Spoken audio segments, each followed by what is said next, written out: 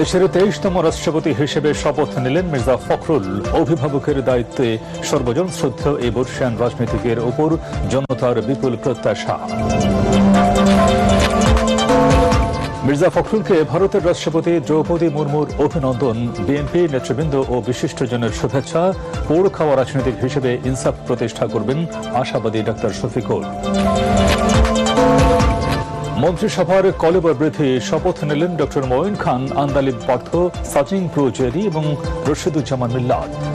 প্রতিমন্ত্রী হুমায়ুন কবির ও শামীম কায়সার লিঙ্কন। সাভার, আশুলিয়া ও ধামরায়ে তীব্র গ্যাস সংকট, থমকে আছে পোশাক শিল্প সহ কারখানার উৎপাদন। গাজীপুরে লোডশেডিংয়ে অতিষ্ঠ জনজীবন। এবং সবজি, মুরগি ও মাছ ক্রয় ক্ষমতার বাইরে চলে গেছে, অভিযোগ ক্রেতাদের। অস্বাভাবিক হারে বেড়েছে আটা, ময়দা ও চিনির দাম।